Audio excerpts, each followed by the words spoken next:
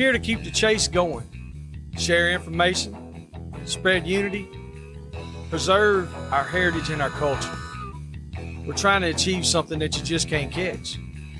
We're always trying to find a better way, trying to make better dogs. That's what Dixie Doggers Podcast is. That's who we are.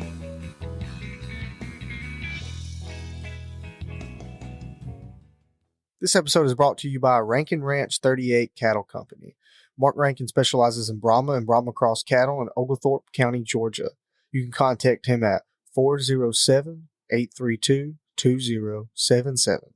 407-832-2077. This episode is also brought to you by Phil Wilson of UC Hunting Properties. If you're buying or selling land, farms, or hunting property, these folks know land.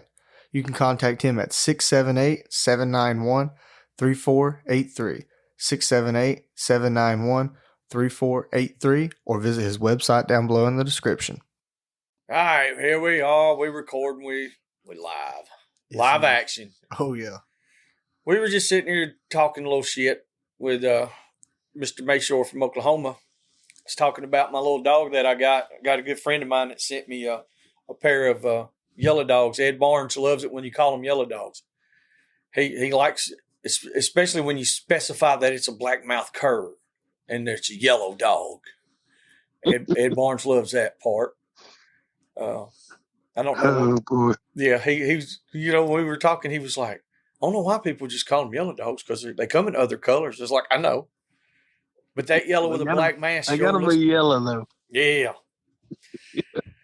They gotta be yellow, though. We bred the damn, I wound up with all brindle dogs, except for one in this litter I wanted to breed up out of Junior and Kate, or Junior and Jane. But those little brindle dogs, they're really growing on me. I'm excited for them. But anyway, the reason we got Rusty on here tonight is we're going to talk about this. We're going to talk about this hog baying deal we got going on in February for the Woods Dog event, the Mud Creek Hog Dog Trials. You bet. The Battle of the Woods Dog. That's exactly right. This is a Woods Dog event. What's the dates going to be on it, Rusty? For sure, you got the dates nailed down 100%. Yeah, they're February 8th and 9th. Okay, that's what I thought they were, but I wanted to make sure nothing changed. Damn, yeah, we got invited to go on a damn goose hunt February the 8th and 9th. Too bad. I ain't going on no damn goose hunt. Fuck them geese. No, I wouldn't either. It's Duck overrated. Goose. Yeah. Oh, I know. I was raised in the fucking flyway in Arkansas. I don't want nothing to do with a duck or a goose. That's the dumbest shit ever.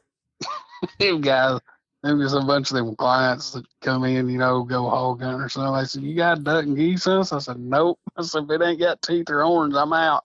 Yeah, no doubt. Oh, man. Yeah. If it ain't got teeth or horns, I'm out. That's what we were just talking about, some stuff about that. I was talking about the difference in, mountain lion dogs and bear dogs, especially like out west, Midwest and stuff, and then the hog dogs. And I've had a lot of those guys that run big cats and bear. They it's a hard species to hunt, but at the same time, I don't think it's as much as a full-on contact sport as it is with hog dogs. Because if it was, they'd be dead every time. Yeah, it seems like. Like I said, I talked to a few guys.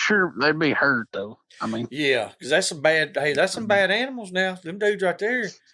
But it just, oh yeah, it seems like it'd be a little different, whole different kind of ball game, I'll tell you what, you don't see much anymore. I mean, like in my country, especially, I don't know about y'all's, but there used to be a lot of bobcat hunters, with dogs, and now you don't.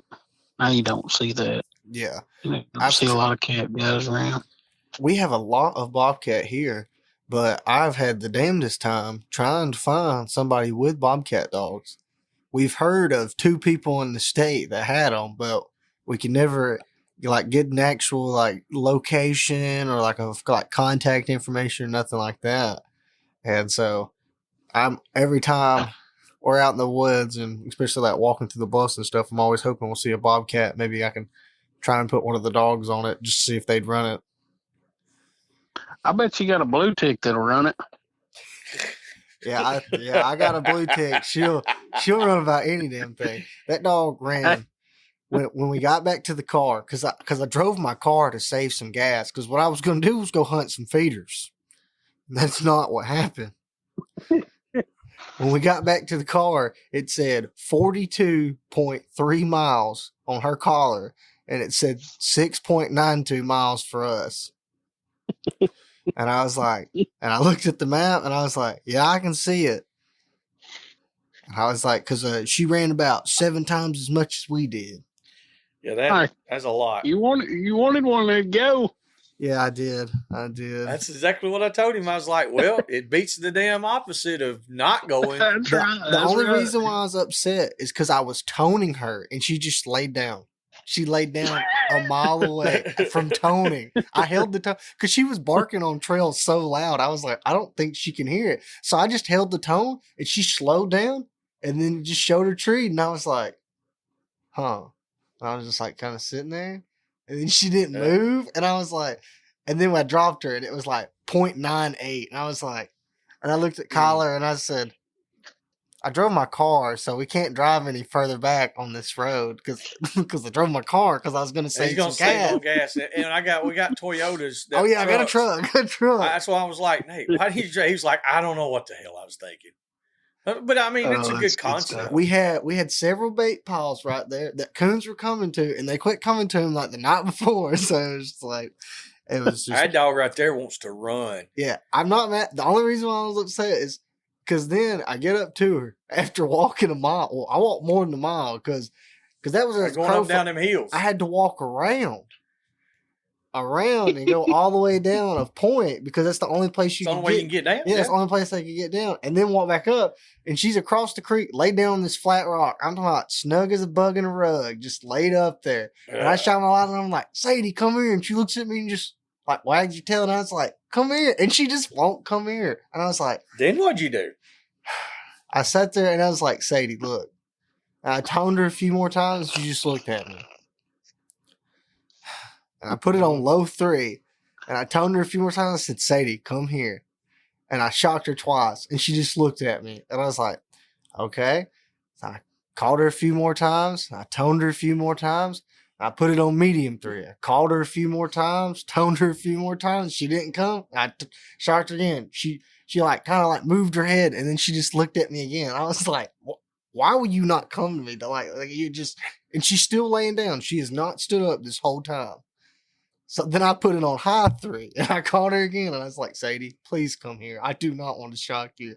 Toned her twice, shocked her. She got right up, jumped, swam across the creek, came right to me and sat down beside me.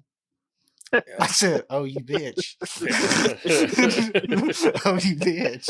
If I'd have walked up there and that son bitch looked at me, it would have been on high to the max. I'd have rolled her eyeballs back in her head. And I probably would have had to walk over and get her. Because, she did come to me. I think we ended on a good note. By God, by the end of that mile back to the car, she was an expert walking on the lead. Yeah, she didn't have no trouble. She weighs about 90 pounds. That is too. A big she is a giant dog. Raid her with that wolfhound. Yeah. I don't know. Could you imagine how fast they could run? Because she's getting faster. I'm finally seeing this notification. You're gonna have to go to South Africa or Ethiopia and go out there and train with them motherfuckers that's running them long marathons. Yeah. That way you can go coon hunting. Yeah. With your crossbred dog. And this bitch she just ain't sticking on the tree. Either that or she can't figure out the track and she's getting lazy and quitting. That some bitch is a hog dog. She ain't no coon dog. She had something bait up in the bluffs, and then it broke once we got there.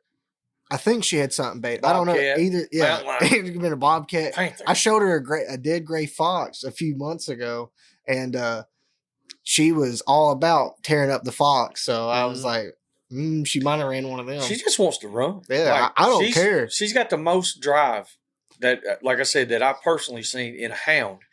Not that I've had hundreds of. Well, I've probably had 100 over the years, but not a. I don't run a lot of hounds. But I told Nate when we got that son bitch, I was like, Nate, this dog right here is different. Something's going on.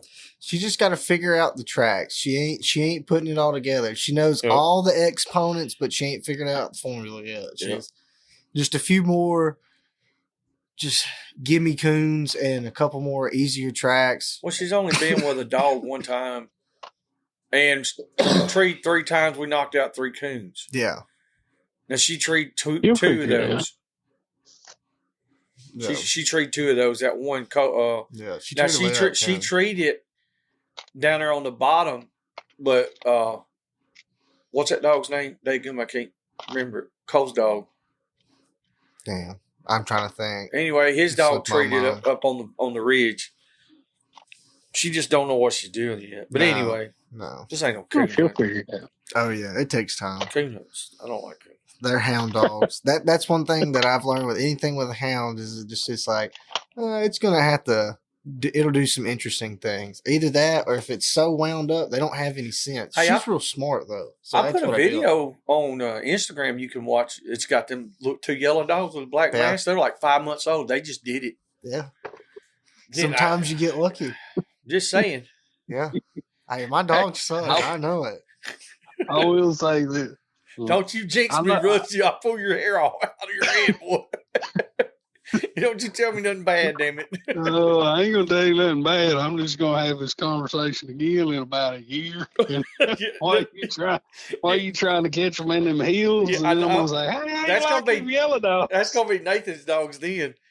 Every time they do some bad shit or dumb shit, if they're bad as hell, they're Nathan's dogs. If they're dumb as hell, they're Rodney's dogs. If they're good, those are my dogs. We got those 3 puppies from Henry Williams and that little German hide. We let them run around about every day, especially like when we're out here and working and shit. And Dad is all the time when they're being bad. He's like, "You need to get your dogs." And then the other times he's over there, he's petting them, he's giving them like pieces of meat and shit to eat, and then like just being real nice to them. When they get fresh cut venison. Oh, they've gained. They jiggle when they run now. Yeah, yeah, they definitely do. That's good stuff. Yeah, them some bitches look like sausages. Jessie was running, and her shoulders were hitting her neck. Yeah, couldn't see the collar at one point. We hauled them up there the other day when we carried Tough and Jewel up there with Rodney. Yeah. Up there and work pups. I'm going to tell you, that little Clyde dog, Bonnie and Clyde both, they're doing really good. That's out of Sally and Matt. And then they had 2 brothers, Willie and Waylon. And Waylon thinks he's a bulldog. But I think he's going to wind up baying. I'll send you some video later or whenever we get together. I'll show you what I'm talking about because, like, when he's grabbing the pig, he's not catching it. You know what I'm saying? He's just biting it, mouthing kind of nipping it. Yeah. Well, the very first one that he got on, we were in the woods, and I don't know. He probably had a track about. They probably ran it 150, 200 yards, maybe. It might have been 300 at the most. Wasn't no further than that. And little Waylon was in there, and we had several dogs that were caught because the pig was only 75 pounds, maybe, if that much. Anyway, they already had him caught, so little old Waylon was up there just busting his damn guts. You know, he thought he was doing something big. Well, we had that little boar hog we was working him on, and that little boar hog, he didn't play that game. That was a bad little dude. He reminded me of that damn spotted hog you had up there last year. That son of a bitch, he didn't run in the corner and hide from you. Ain't no way. He come out there to meet your ass. Mm-hmm. And, speaking of that spotted doggy, how's he doing? You still got him? No, I got some to eat him. Oh shit! Well, anyway, them little dogs, they did pretty good. When old Waylon grabbed a hold of him, I got a video. I was videoing it. Rodney said, "Here comes your dog," and old Waylon come in there and he hit that little boar hog wide open. And that boar hog went to whooping Waylon's ass. He never checked up though, you know what I mean? But you could tell. Yeah. When we made sure he was there by himself, he wasn't as gung ho then. You know what I wasn't as mean? bad as he thought he was. No, he would fight with it, but he wasn't catching it. And that's what I told Okay. Rodney. I said, he gets on a good hog, he'll back up. He learns about that Right. business end of it. I think he'll back up. Then again, he might not, but he'll have to damn sure catch harder than that shit if he's going to hang around with his crew. You always take a little out of them, but you can't put it in. That's right. Mm-mm. That's exactly right. Nate needs to do that with a damn hound dog. Yes. Take a little out of it. I had a guy message me. You'll leave that part in there. Yeah, leave that long range. That's what I told Nate. I said, hell, we breed that so much with that old foxhound. Sheesh. So That's what I'm talking about. What I was thinking about that, besides the foxhound definitely crossed my mind. But I was thinking about, so once she proves out, we're going to try and breed her to blue boy, so that way we can have. We found somehow 2 blue ticks that appear to be worth a shit. So we're going to try and breed them and see if we can maybe get some more. Yeah. The math is there to make the potential happen. If the old man can still breed. Yeah, if he can still breed. And I'd like to get some more and just have a few more purebred blue ticks. Well, they do send her to Shelby for a while. Let Shelby take her coon hunting. Tell Shelby, be like, this is a damn good coon dog. Oh, yeah, it's a great She go about 100 yards and tree like hell. You don't need no tracking system. Pleasure dog. No, Shelby will beat the dog hell out of me. Yes. She's honestly, she don't handle bad. Once you get on the leash, she's pretty smart. Shelby? Or no. You scared? She knows she'll smack you. Miss Shelby will whoop my ass. Yeah. No, that old dog, she's good though. She's pretty good old dog. She starts hunting right at your feet though. That's the only thing. Like she don't go 10 yards. Like where you put her, nose goes in the dirt, starts smelling right there. There's gonna be guys listening and be like, "That's a competition dog," because she puts her nose down and she'll blow out a mile. Yeah, but she's gonna make loops and she's gonna just like wind it out. And I'm like, "Why do you got to go that far?" No, the coon was right here in the right here on the feeder. She don't remember. Anyway, let's get in this damn hog baying stuff we've been hearing about. Let's get on that. Let's get on about that because I ain't gonna say I'm sick and tired of people questioning me about it because I'm not sick and tired of it, but I need some answers so I can pass along the information. There you go. Let's get down on let's get on the road. We fixing to see. We fixing to see if we can do it. But we're going to keep some of the. I mean, everybody that that's been to a hog baying or been around hog baying. I mean, the basic rules. The lookout rule and all that stuff. We're going to keep some of that, but the rules that we're going to change is and I've talked to a couple people about it. I've talked to you, matter of fact, earlier about it, and I finally got Uncle Pat to answer the phone.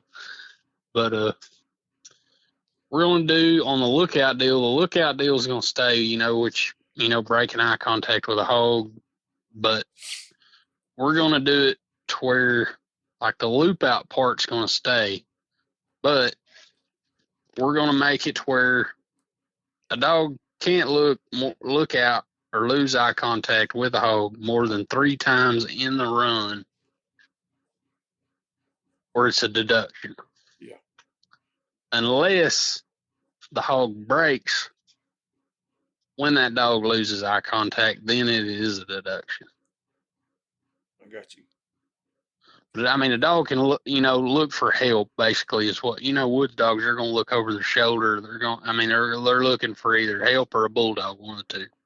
Mm-hmm. As long as they do that less than 3 times, it's good. If they do it more than 3 times, it's a deduction. That one, the drifting rule. Drifting rule if hog moves more than 6 foot. But we're going to do it 10 foot. Okay.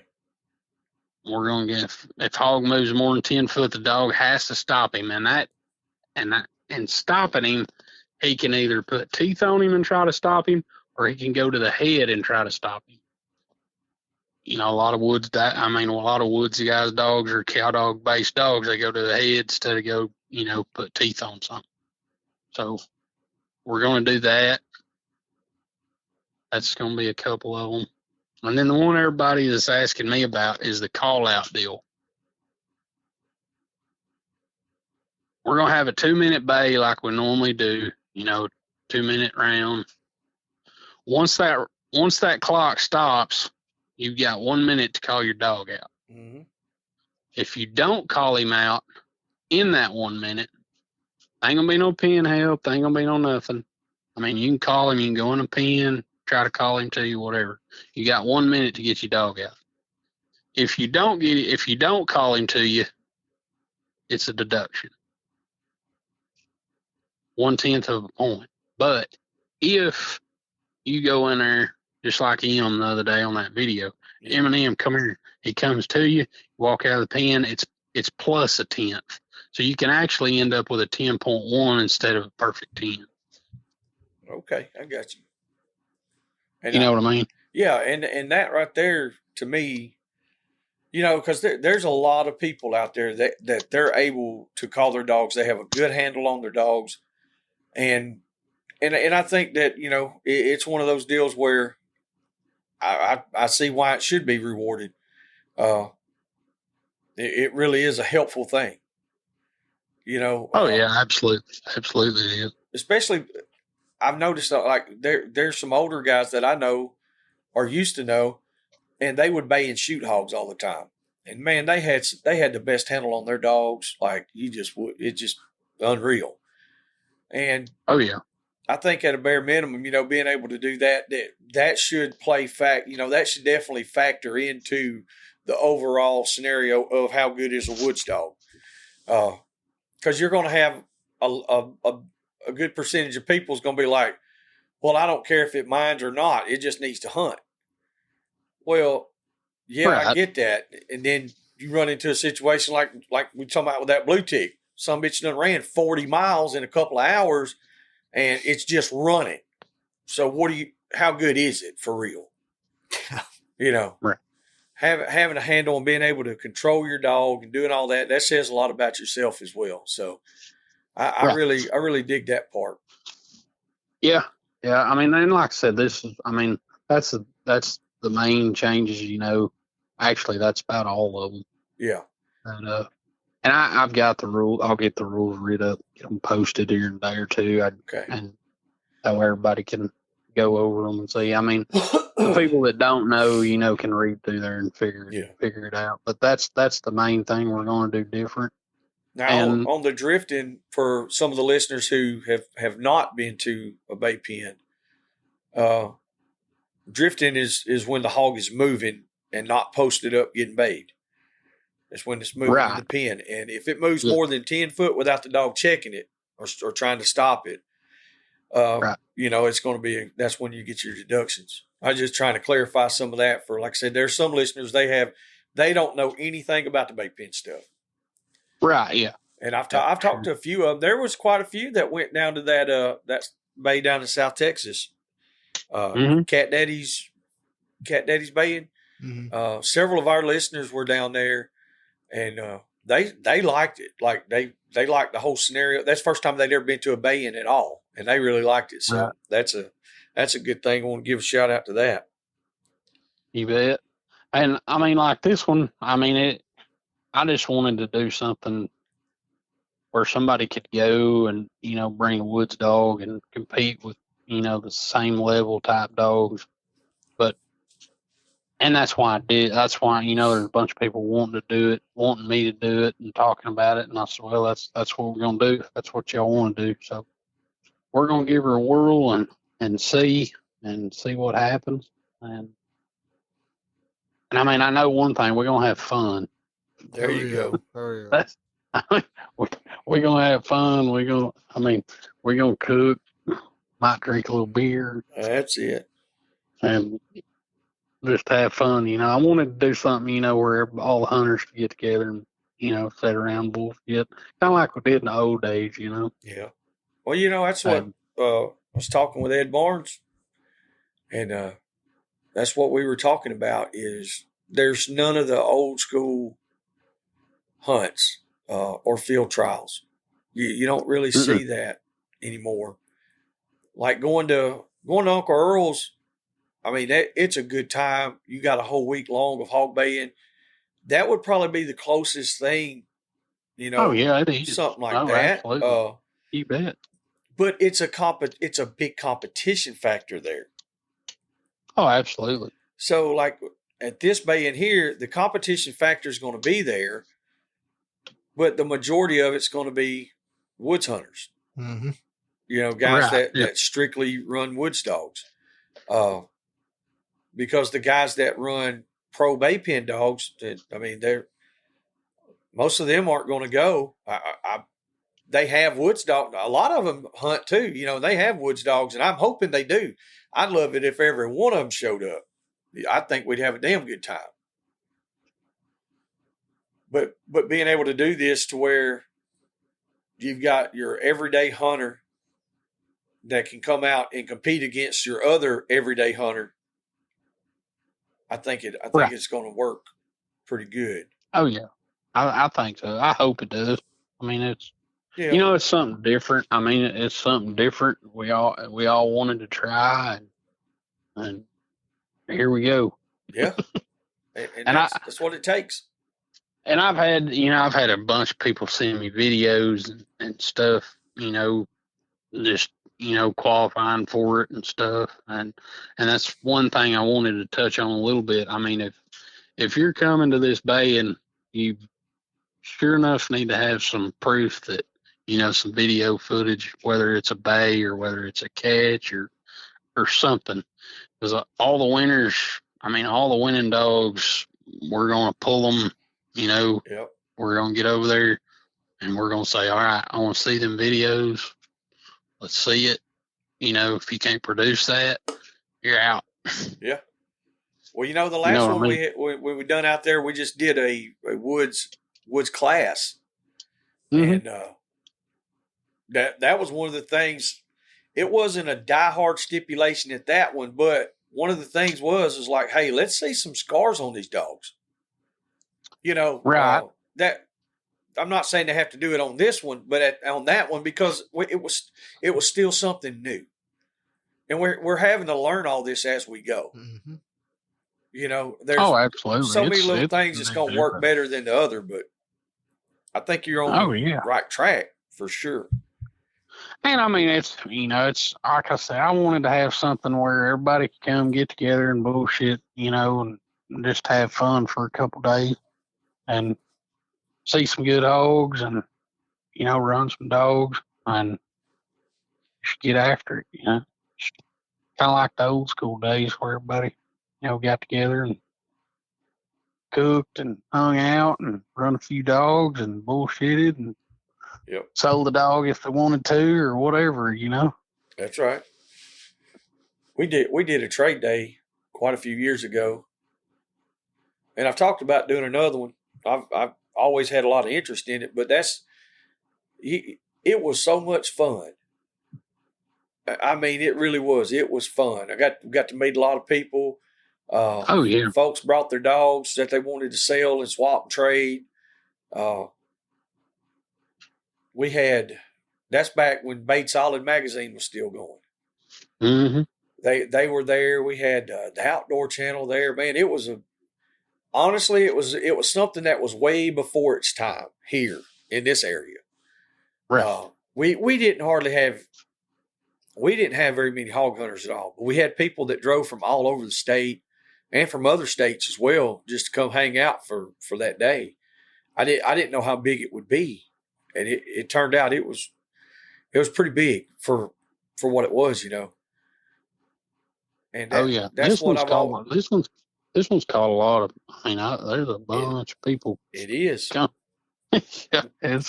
I think a bunch of people is called and asking, and y'all too, I'm sure. When we were in Georgia, out there at Hickory Crossing, I don't know how many people came up, and they didn't just ask me like, "Well, hey, what's the deal with that bay out there?" They didn't say that. They wanted to know the dates, how far of a drive is it. There's a couple of them. I give them the address, showed them. I was like, hey, this is where it's at. One guy, he was asking where the best place to get a motel was. Like they're planning this already. Oh yeah, And yeah. so, There's a bunch of them, and I will say, just for the people out there, I hadn't pushed like the puppy videos and stuff, because they're puppies. But please don't bring a little puppy up here and get it wrecked, yeah. because these ain't no puppy hogs. I mean, and they're not going to be very many puppy hogs. Yeah, these hogs are going to be a little different. Yeah, They're yeah, they're going yeah. to be they're going to be They're woods hogs. they're bad. Yeah. Yeah, they're Well, I know the last group that you had, they were your bay pen hogs, and they pretty damn bad. Yeah, that was rough. That was rough. When I mean, they come out, they like I said, they didn't. What the hell was that? Well, like I hung up. Rusty, want to get you, boy. He ain't hanging up on me again today. I'll call him back. He might have dropped service. See what's happening.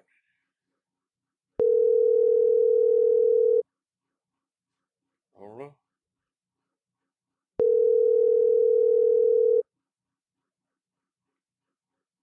Huh.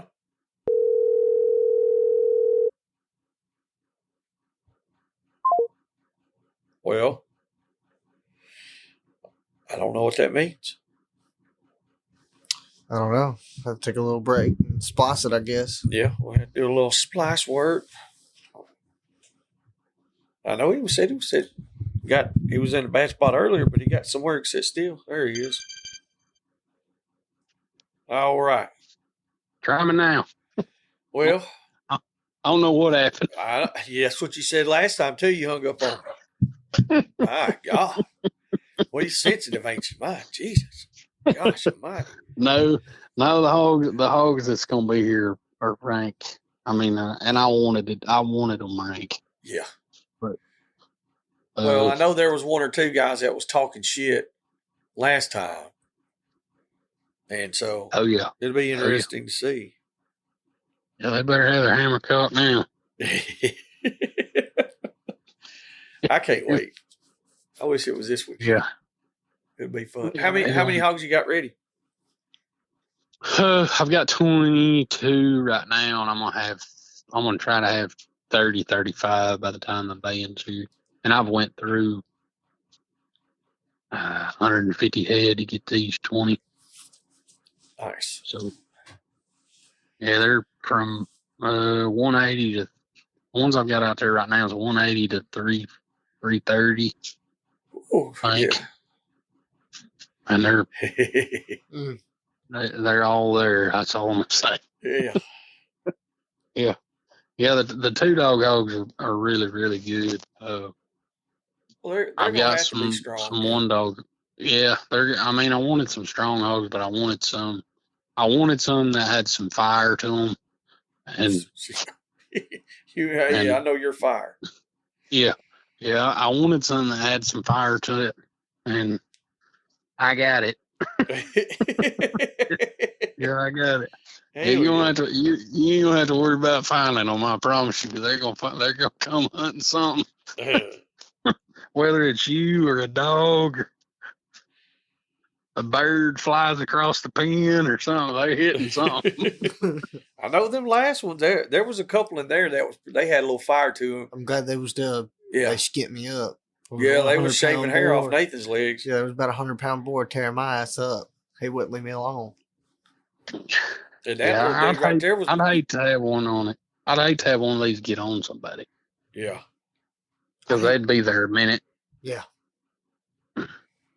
Well, I'll bring old Tough with me just in case shit gets out of hand. I don't get that dog wrecked, please. Listen, son, Tough will make him some bitches write a letter of resignation. I'm telling you. I know where 3 of his litter mates are. Oh, okay. Never mind. Yeah, they're doing good. Oh yeah, they're doing really, really good. I've been hunting them when I can. It's been crazy. We've been guiding a bunch and fixing to fire up coyote season starts this weekend, and First big hunt of the year this weekend. Oh yeah, that'd be fun. Yeah, it's fixing to get rolling and busy.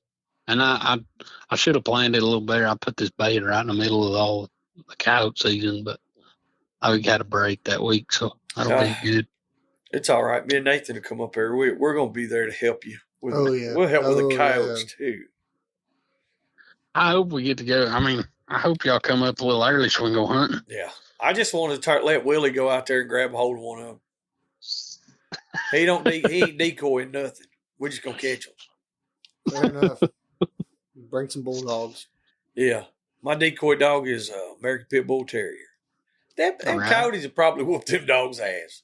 Well, that's why I'm going to bring 3 of them. Send them back home. Make them cry. I'm going to bring 3 of them. Hell yeah. Gang up on them. That's the wrong time of year for the decoying, but I bet we get on a hog or two while y'all They'll sit right beside us. These young bulldogs, you can just hold them and they'll just sit there and be quiet until whatever comes by. And you can just sick them on it. Yeah, it don't matter what it is. If they got fur, I guarantee you they'll hit it. They might be confused. Be a fucking tire. It don't matter. Yeah, when that thing bites them back, they'll be like, "Oh, I get it now." Yeah. Yeah. No, but it is. It's gonna be fun. I really think it's gonna be. I think it's gonna be a really good time. Yeah. Oh, without a doubt. So you got some. You gonna cook? Or you got some people coming?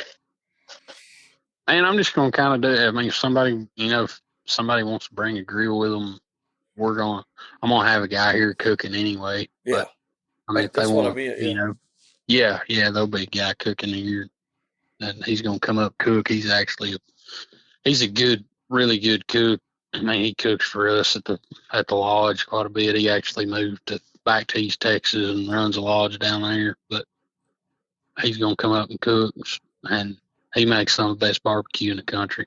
Oh, that'd be good. He's gonna cook some ribs and hog or two probably, and just enjoy it, man. Yeah. That's the main thing, is just to be able to kick back and enjoy it.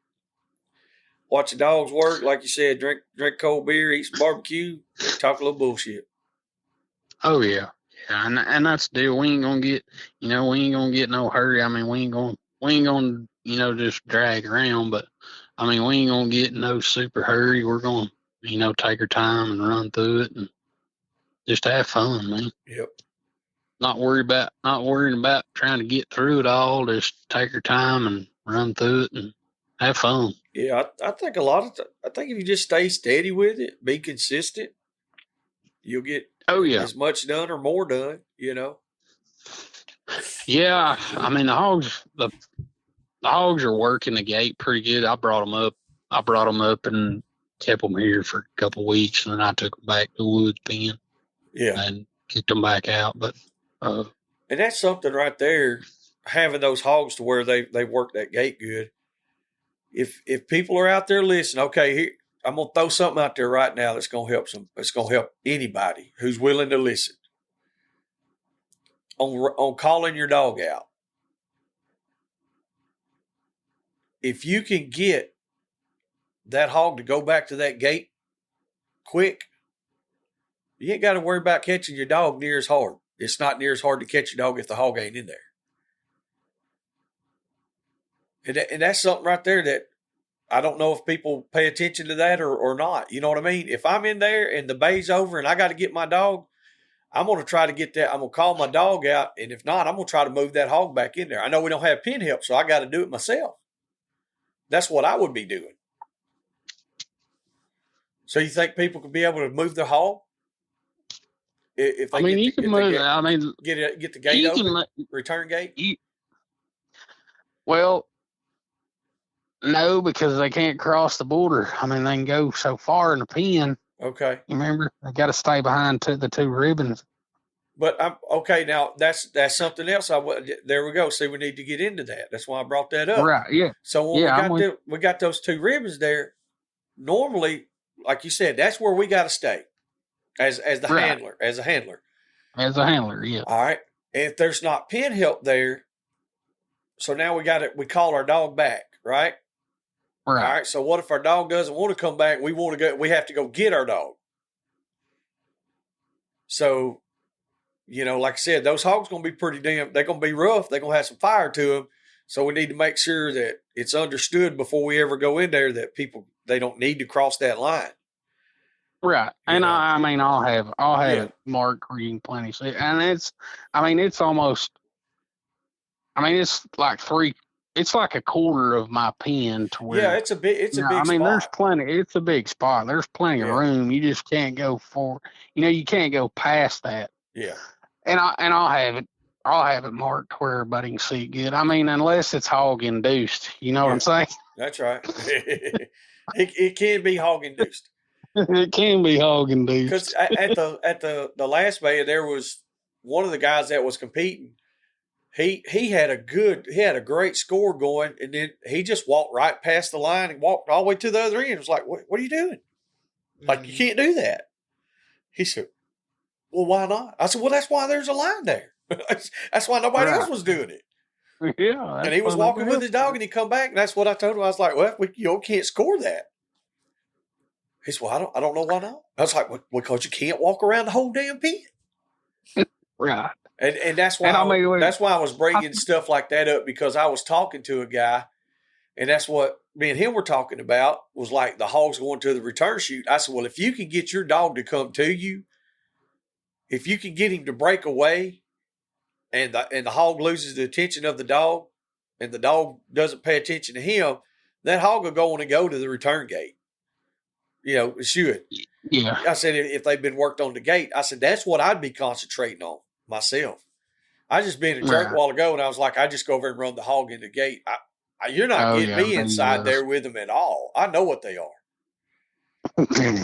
I've seen the some bitches come run out and ram the gate, and nobody's even in there yet. Oh, yeah. And those were the weak hogs. These are going to be rough. I picked out 22 of the baddest ones I could get a hold of. And I'm going to double. I'm going to double them. I mean, I'm going to double them, but I'm not doubling them all. No, you're going to roll them over? I'm going to roll the edges over, because, I got some good boars that's got 4.5+ inch teeth, and I really don't. I don't want to roll them plumb off. You know what I mean? I don't blame you. I'll roll them. I mean, they'll be dull. They ain't gonna be cut nothing, but I don't really want to double them plumb off. The last one I had to cut off 5-inch teeth off a couple boards, and I about had a stroke. Oh yeah, it was pretty rough. There was the very first one, I think it was, we went to. Yeah, we helped y'all dub. The second one we did, or might vice versa, whichever one. But anyway, we helped dub on one of them, and there was a couple of hogs out there that we cut off some of the biggest teeth. What we cut off was bigger than any of the hogs that we catch here. Hell, we knocked off 3 inches or better on some of them. I'm going to keep them as wild as I can possibly keep them till a day before the bed. Yeah. So, I don't know. Y'all are coming up early, so yeah. I think you and Ryan and Carter are. But we'll get them up when y'all's here. And I'll probably already have them here, but I ain't going to work them. But I'll work them there before the bed, and we'll run through them and get everything ready. But yeah, we need to give them at least, like you said, one good running through, so we can see which one's going to be the king Kamales out of them. Oh, they ain't none of them weak. Oh, I know. I'm just saying, who's going to be the baddest out of the baddest, though? Like, there's always going to have to be one of them. There's a couple on there. There's a couple hogs in the 220 range. If they ever get on the dog, they're not coming off of it. Yeah. They'll camp out on one. They'll run a dog down. Y'all listeners hearing this? It's y'all's time to shine. Bring them on. This is what y'all been wanting. The catch out deal's not going to be. If something does catch out, it might have soft to him, because he's going to damn sure know he's got a hold of a hog. Yeah. So y'all need to bring. And they'll meet him about halfway. Yeah. They're rough, and they're still. And that, I mean, they'll get rougher as it gets closer because they're just getting. I mean, all they're doing is just getting fat and fed. Hell yeah. It's gonna be fun. I promise. Oh, Yeah. I can only imagine. The 2-dog deal, I'm ready for the 2-dog deal. There's ought to be some good Yes. shows in that deal. I think it will be. Oh yeah. That last show we had, there were so many young guys there that were pretty. I'd say they were fairly local to the area, within a couple hours of driving, and the 1-dog deal was really good. Yeah, so I can only imagine what it's going to be with on a bigger scale, and then with it all being woods dogs. I bet it's going to be. I bet. Oh yeah, y'all are bringing y'all's trailer too, ain't you? Yes. Okay. Yeah, we'll have some stuff there with us. We've and like I said, it's now the actual storefront and all that. We closed all that. We ain't doing all that stuff anymore. We still have our supplies and the stuff that we have now. We're gonna keep that, bring it to the show with us.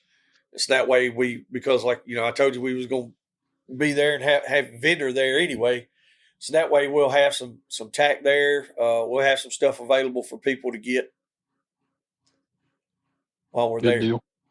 Yeah, there's a bunch of wood guys wanting to know if y'all was bringing the trailer. And I said, yeah, they're bringing it. Yep, we'll do that. We'll give it a hoorah on that one. Oh yeah, that way it's gonna be fun. I think somebody needs to bring a couple of oak trees, stick out there in the pasture. All right, it's not the pasture, it's the yard. It looks like a big ass pasture to me. It's so flat and there ain't no damn trees. But at least it won't be real bad hot. It shouldn't be.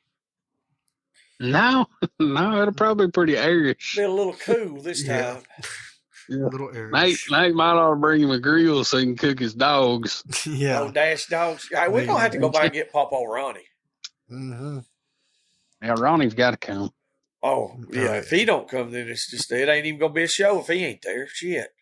Mm-mm. We got to have somebody that's going to get pissed off and bitch and moan and just grumble and gripe, and that's my pawpaw. Mm-hmm. Mm-hmm.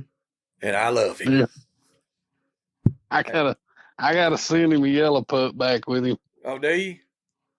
Yeah, I was gonna give him. I ain't told him yet. I was going to say, well, he needs a good one. I saved one back for him. He needs a good dog. That's what Rodney said the other day. He was up there watching them dogs, but he said, "Old Rusty's got a pretty good damn system down, don't he?" I said, "I don't know. They yeller." Yeah. I got to send something down there. That black and brindle, I mean, you can only have so many black and brindle dogs. They got to have one you can see coming, And I honestly, like I said, I was all about the saddleback brindle dogs. I've been a fan of them for years. The OMCBA, the mountain cur dog. I love them. They got a great look to them. They're sharp. But in the woods, them damn yellow dogs, I really like them. Because like you said, I can see where my dogs are way quicker than you can with a black dog. Oh, you can. I mean, you can. You really can. But if a lot of people talk shit on them, but I mean, if you ever get a good one, you get a good line of them. Yep. It's hard to get away from them. Well, it's like anything else, Rusty. You got these different lines. All right, you got the Ladner dogs down here in Mississippi, right? Phenomenal dogs. They really are. But they tend to be more of and I know I'll catch shit for this and everybody, I'm wrong all the way around. But they tend, from my experience and from what I've seen, they do better as far as a blood trailing dog or a tree dog of some kind. Oh yeah, they're really good tree dog, and there's been quite a few good coon dogs come out. Come out of that deal. And I've had people talk about the right bred dogs, and out here on this side of the Mississippi River, they're like, yeah, we've got them dogs from out there, and they ain't worth the shit. And I'm like, well, you didn't get the right ones.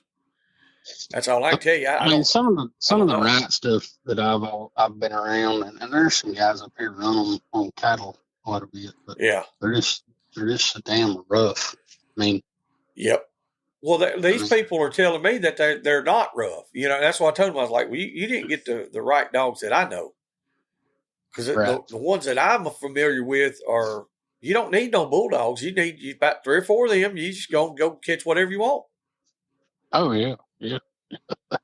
I like a yellow bulldog, most of them. And that's the damn truth. I've had a little bit of all of them. I've heard a lot about the Florida strain. Some of the dogs that come out of Florida, the blackmouth curs down there, and I'm not real familiar with them. I don't know if you are or not. Some of them, is it Murphy line? Mm-hmm. Might be some of them out of the Murphy breedings. I've heard they were good dogs, but I don't know. Them. I mean, it's like these here. I mean, it's just they're. I mean, you'll find dogs, that's out hunt them some. You'll find some that's, but very few. But they're just consistent. I mean, they're consistent at what they do, and they start really young, they start really hard, and they finish really hard and really young. And they get there in a hurry. They figure out stuff really quick. They got a good mind. That's what I'm trying to get at. Well, the two that you sent us, and very seldom will I ever. I don't know. I just don't take up with pups anymore. Something always happens.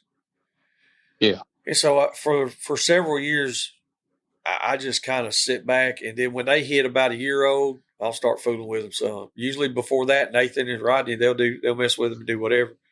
They'll put your time in on them, and then I come in and take all the credit. But these, I seen something in them right away, and I was like, I said these dogs seem like they got something a little different. Like you said, their mindset. It wasn't just that they had brains; it's they had a mindset as well. Yeah. And I caught that right off the bat, and I was like, these little dudes right here are pretty sharp. And so far, like I said, we haven't put them out there in the real deal yet, which I need to. Deer season's kind of got us held back a little bit. Nate sitting right here with me, and I was so ill earlier about going and getting these dogs set up on success because I got a pretty good spot. I can hunt it during deer season, and so I was like, I need to get a camera down there because I want to make sure the hogs are coming in. Basically, the first hunt or 2 hunts, I want them to have it easy because I'm not bringing no other dogs. They're not getting a lead dog to follow. They got to do it themselves. They got to figure it out. They got to figure it out. So they're gonna mess up. So I was so fucking ill earlier. I was like, we gotta go. I gotta go. Nate was like, oh, okay, Dad. I was like, we're going in the morning. We're going. Like something's come up every day, and I was like, I don't give a shit what's happening. We gotta go. I gotta get these dogs because by the time February gets here, when deer season's over with, I have to have the best dogs there is. Period. It don't matter. And I don't know why I'm like that, but. And then, of course, we all think that way.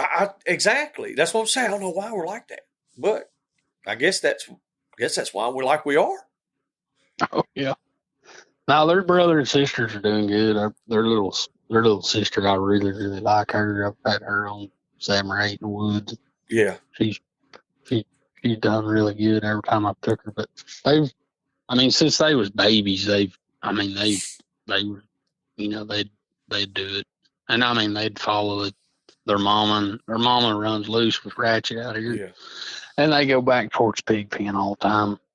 Run around down there barking I had to put these assholes up real quick.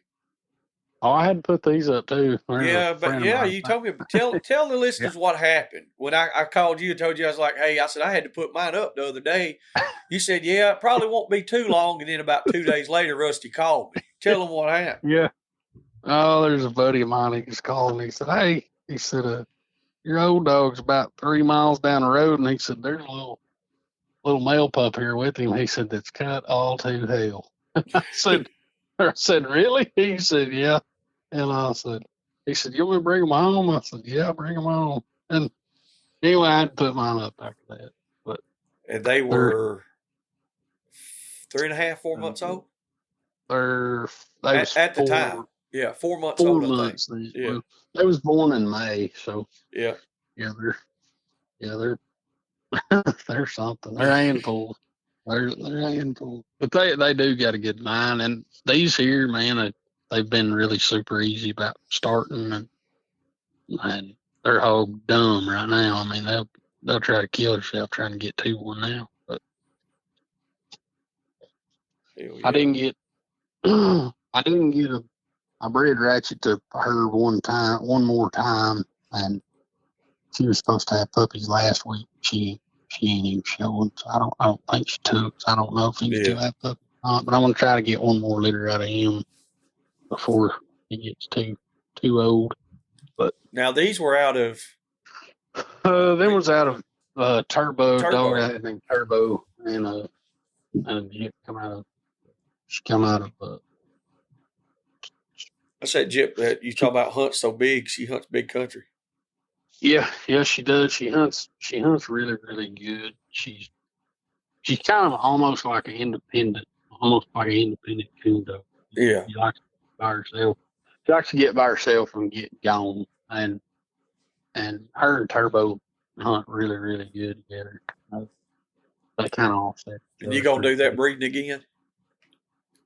Yeah, I'm gonna do it. She's actually I've got 6 of them out there right now. I was going to say those were what, 2,500 a pup on them at 6 weeks. But there's no, they ain't that. Well, they are, dude. I just got them up to $2,500. Come on. If you let me talk a little bit more, we'll get Randy Darrell one of them. Some bitches be $5,000 next month. That's right. Hey, I'll have to brag on Randy. That little pup I got out of Goose. She's doing good. Man, I'm not a spotted dog fan, but I mean, she's gaining on me. She's doing really good. Nice. And she's running, baying with the big dog, and she's doing really good for a spotted dog. I'll have to give her quite a bit of credit. She's not that old either. She's just she isn't even. I was going to say she ain't very old.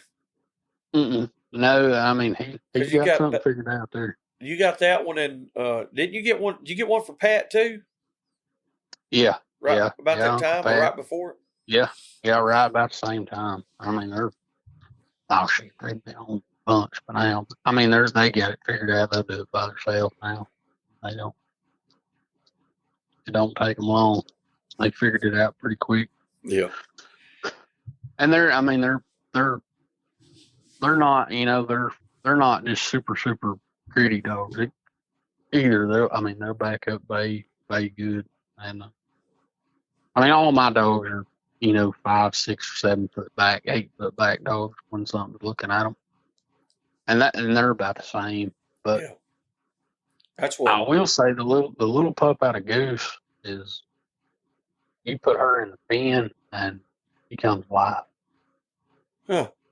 I mean, I bait her 8, 9 times, and she ain't messed up yet. Yeah, you can't beat that. And I ain't worked her on nothing easy either. I mean, what I've worked her on has been bad. And she's got Goose's, like that little sidestep move. She does the same thing. And she moves about as fast backwards as she does forwards. Yeah, that's a plus there. Yeah, I mean, she's really making a nice dog. And I was kind of hesitant about running her in the woods just from the start, because I really wanted to make a run at the pen dog again. And I don't think it ain't done nothing but help her. I mean, she's really interesting. Yeah.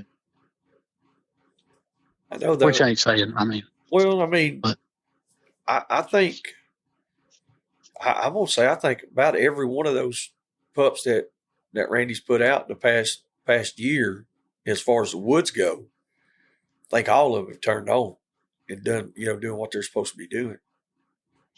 Mm-hmm. And I'm pretty lucky here. I mean, I put one on a lot of hogs in a hurry. Yeah, and that makes a big difference. People do not understand. They don't take that into consideration. If you're in an area to where you can put them on hogs regular, the level of dog will get there. Your dog will level up a lot faster because we're limited. And that's not an excuse to say, oh, well, my dog's not as good as your dog or not, because I don't mean it like that. Because, I mean, our dogs they do great for what we do. And they might not be the best in the world, but we'll go all over the world and hunt them. I would rather start one myself in thin hogs than I would. Yes. But I mean, they make better dogs that way, I think. I think they do too. I really do. I think the dog will make a better dog in the long run. Oh, yeah, absolutely. But you can get them to level up quicker if you got a lot of hogs. That's what that's exactly what I was getting at. That was my point. You can get them there faster, but the level overall, it's just like the coon dogs and stuff. People from here and in South Alabama all the way down to, South Georgia, South Mississippi, all those places, they take those coon dogs, and when they go to Indiana and Michigan and Illinois, they blow people out of the water. Like, it's ridiculous how many coons they'll tree. And it's because we don't have the population of coons. Right, yeah. Yep. That's unheard of anymore. I mean, there's a ton of coons. Oh, I know. Well, I hear people all the time say, well, we ain't got no coons around. I was like, shit, y'all ain't looking. Yeah. Poor old Jeremy, I've been giving him hell. Jeremy Garner, he ain't going to go coon hunt. I send him a picture of feeder about every week. It's got about 10 or 20, 15, 20 coons on it. Yeah. He's about to foam at the mouth. Hey, the next time you get a picture with, like, say 12 or 15 or 20 coons on it, send it to me, and I'm going to put it on my Facebook here in Jasper. And tell people it's right here in Jasper. And I'm going to show you how many coon hunters we have here. It'll blow your fucking mind. I promise you that. I give Jeremy hell. I'll send him how many people you think would respond every week? Now, there'll be a ton of them. How many people you think would respond if we put a picture says that's got 15 to 20 coons? Like, man, these son bitches are eating me out of house at home. I bet you I'd have 200 people respond that live right here. Because, dude, there are some coon hunters around here. It's thick with them. I mean, there is some fucking coon hunters. Oh yeah, I wish we had all guys like they do coon hunt. Hell, there's 100,000 coon hunt every week. Yeah, you got a lot of coon hunters where y'all live at in that area? Yeah, there's quite a few. A lot of them, there's no. I mean, and I think this is across the country, but there's nobody that pleasure hunts anymore. It's all mainly competition stuff. Yeah, I agree.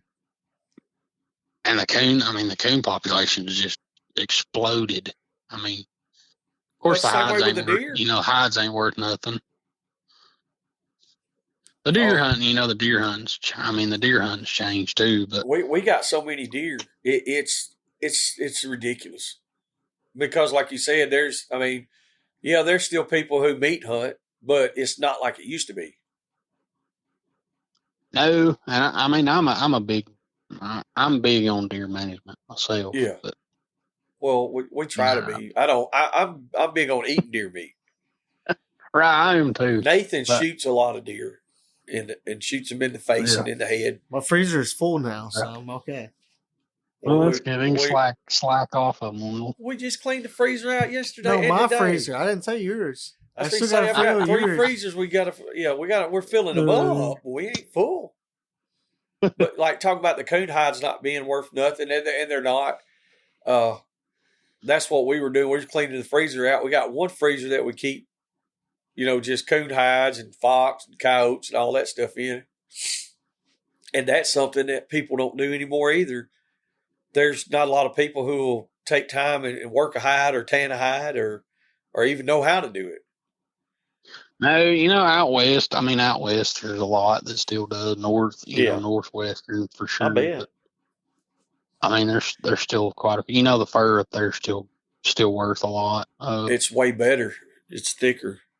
the cat market this year is supposed to be up, or it's supposed to be up from last year, and it was pretty good last year. But Yeah. you get up, out west, Nevada, Arizona, New Mexico, Yeah, they said they had a top Idaho, lot cat Wyoming. in the August sale. I want to say it was the Iowa sale, and it was 2,100. Yeah, that's good. I think top cat in Idaho, I think last year was like $1,350. Yeah, But I mean, that's good for a cat. I want to say, we don't for get some that reason, I want here. to say it was 2,100, and I was like, God, dog, that's good. That's compared to what it's been. Oh yeah. I mean, there you get out west, northwest. That fur's still worth a lot of money. Yeah, here honestly, in our part of the country, you get $100 if you're lucky. That's about what it is here. I mean, about anywhere in the South, that's Yeah. what you're looking at. Now the beaver market's nobody will better. catch the beavers are good, and nobody really will start catching cats or try to kill cats really here till January. I mean, that's when everybody says wait till after Christmas and start. Yeah, if you don't, you're gonna have them old blue hides. Mm-hmm. I had to start early the other day. I killed one on the 1st of December this year, 34, right at 34 pounds. That's a big cat. I had one the other day. Was what? Cat anywhere. 21 or 22 pounds. Yeah. When I sent you a picture of. And my neighbor, he killed it, and so and that was a pretty good sized cat for us. Anything over there, people get that really messed up. The size on bobcats and size on coyotes. Mm-hmm. How many times have you been told that there was a bobcat that some bitch was 60 pounds, or a coyote that was 75, 80 pounds? Yeah, I've heard that. I've seen. We was hunting a contest in North Texas a couple years ago, and a friend of mine come around the corner. It's Clay Reed's. Clay Reed's been on a bunch of podcasts there where he's about as funny as you can get. He's almost about like Uncle Pat. You ain't having fun around Clay. You can't. You know what I mean? Yeah. And he come around the corner. He said, "Did you see that bobcat?" I said, "What bobcat?" He said, "There's a 50-pound bobcat over there." I said, "Bullshit." 50 pounds. I come around the corner, and he said, "No, I'm serious." And I was like, "There ain't no way." And come around the corner, and I said, "Holy shit, that's a 50-pound bobcat." Oh my god. Yeah, I mean, he was big. That's the biggest one I ever seen. But that 34, and I've killed a lot of cats. We hunt contests all over the country and do a lot of hunting, and I usually kill limited cats every year. But 34 pounds is a monster. Yeah, I'd have to agree on that. It's a monster. You break 30, it's a giant. We killed one or caught one. We trapped it. It's been several years ago, and I got a picture of me holding it. And it looks like it's a small mountain lion. Yeah. It's a big tom, and it was 28. Yeah. 28 big. For here, and that's about as big as, and I'm sure there's somebody right down the road that's killed one at 55 pounds. But as far as I know, that's about the biggest bitch I've ever seen around here. He was old. Yeah, he was big. He was big. I want to say he was either 26 or 28 pounds, and that's the biggest one that because I'd sent a picture. Well, I posted a picture, and a guy I know in South Georgia, he started talking about he killed one that was 46 pounds, and I was like, oh, that's gonna be tough, hard to believe. He said, "You calling me a liar?" I said, no, I didn't say that. I said, it's just hard to believe. I said, I'm not saying you're a liar. But then there was a bunch of people who said, you're full of shit, you're lying. Yeah. And then there was another guy that got on there. He was like, no, he said, there's cats that big. Blah, blah, boy, we got into a big old deal. He said, well, I said, well, I said, you didn't get it mounted? He said, oh, I got it in the freezer. I said, get that son of a bitch out and let's weigh him. I was just joking, half-assed joking. Well, he messaged me, private messaged me. He said, He said, I'm going to let it thaw out. That way we can do it right. I said, okay. So he let it sit out all that rest of that night. The next day, when he got home from work, he come in there and he put it on the scales. That son of a bitch weighed 22 pounds. And he said, I could have swore that thing would have broke 40 pounds. I said, I'm telling you. I said, it son of a bitch, if you catch one that's 40 pounds, he said, hell, that'd be like a damn mountain lion. I said, yeah, damn near. Oh, yeah. I said, that's like a 30, damn Canadian lynx. You get to that 30-pound mark on a bobcat, that's a whole different animal. Oh, I could, shit. Couldn't imagine. Yeah, I mean, they're What's built the biggest different. coyote you've seen? I mean, the biggest one I ever seen weighed 56 pounds. And oh, Lord. The biggest, and we kill a lot of coyotes, and the biggest 2 coyotes I ever killed, I killed off my front porch. Matter of fact, weighed 50.1. I killed a 49-12 right here too. But damn. Yeah, I mean we hunted a contest in East Texas 2 years ago, and we killed 30 in a 23-hour hunt. And it was a stringer hunt, but it was a three stringer weight hunt, which we normally don't hunt. But they had a side part for the most dogs, and we had some new country we needed to go try out anyway. But anyway, we hunted that contest and we killed 30. And we had a 3 coyote stringer. We had a 42, a 45, and a 46 on 3 coyotes, which that's as big a stringer of coyotes as you'll see anywhere in the country. Yeah, that's and big. We got smoked. What? Oh yeah, we got beat. And there was some guys from East Texas. East Texas holds a lot of big coyotes, and there's not a lot of numbers of coyotes there, but the coyotes that there are big.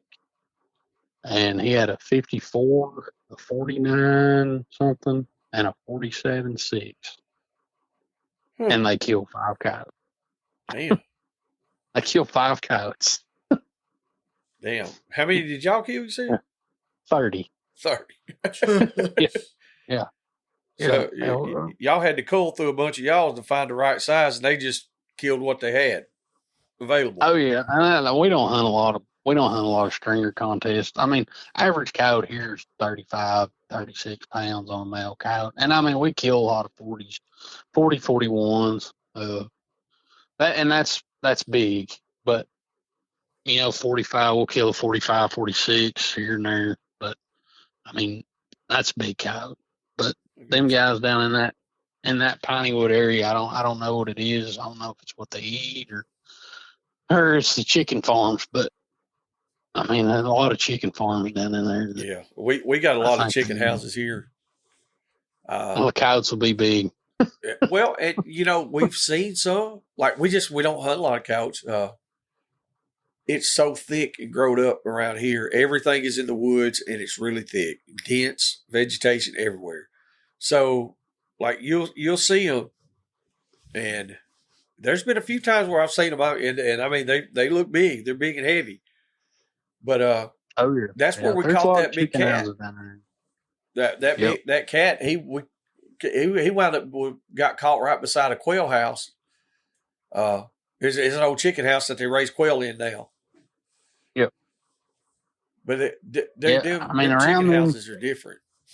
Oh, you ain't kidding. I mean, everything that eats a chicken, coyote or bobcat or fox or whatever. I mean, in and around them, if they got a steady supply of that, they get big in a hurry. Yes. Especially if they ain't got nothing, competing with them. And the numbers, like, down in y'all's country, the numbers ain't what they are here. I mean, there's just, there's less coyotes per square mile down there than they are here. But, I mean, and a lot of it goes off food, there's not a lot of, down in y'all's country, there's probably not a lot of rabbits or. Here there's jackrabbits, cottontails around every Yeah. tree. Well, it's weird on the rabbit part.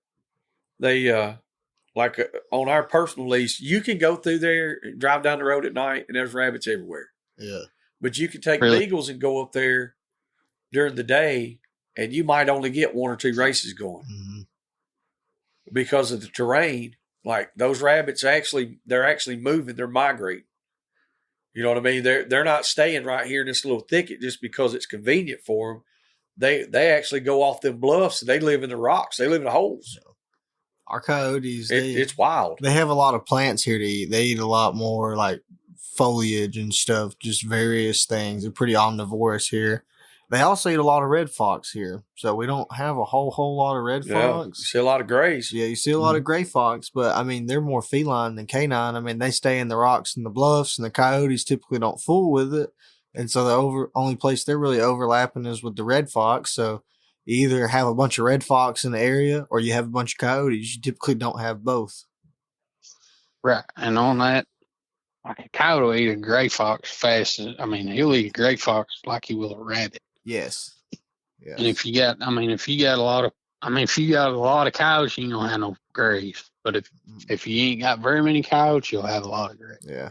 They typically it's like it seems that the coyotes, like if there's something living down in the bluffs or something like that, they don't like the bluffs as much as the gray fox. They're trying to stay more upland. They ain't trying to get down on the creek or nothing. Normally, like what we've seen and stuff, when you find a lot of grays, that's where your cat country is. Mm-hmm. There's a lot of them grays kind of follow the cats. Yeah, we have a good population of bobcats here. Yeah, that's how I learned that. I had a blue tick coon dog one time. That's how I learned that son of a bitch was not that good of a coon dog. It wouldn't stay on tree. It'd go about 100 yards, and it'd tree. It'd go about another 100 yards, maybe 150, and then it would fall tree. About the time I'd get there, that son of a bitch would break and be gone again. And I was like, there's not even trees big enough here. It was a bunch of bushes. And I wound up catching him running the bobcat. I said, that's what the hell he's doing. And like I said, there's actually, now that, I've talked to several people, there's a few guys in our area, not immediate area, but in our state, that they've got some bobcat hounds.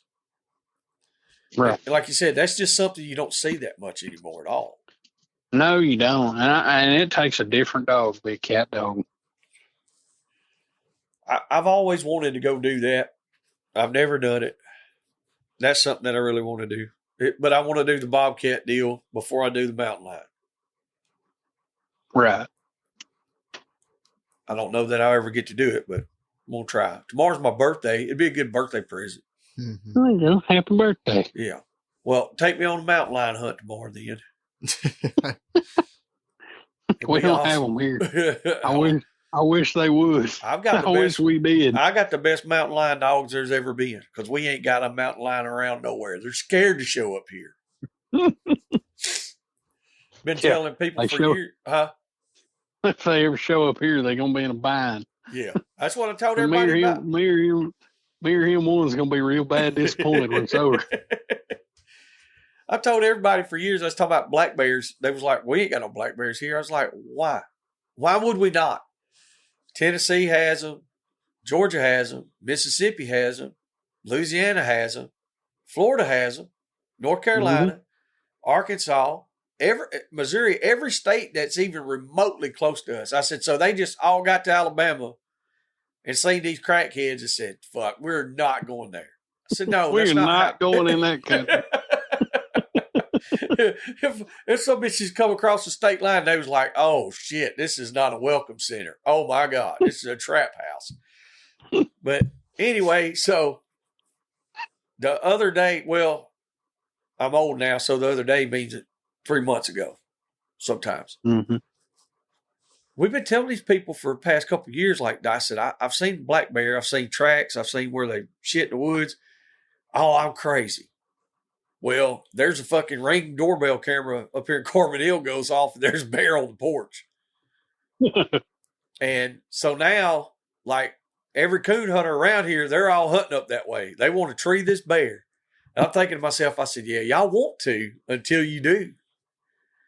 I said, what if that son of a bitch don't tree? What if he wants to stay on the ground and fight? Mm-hmm.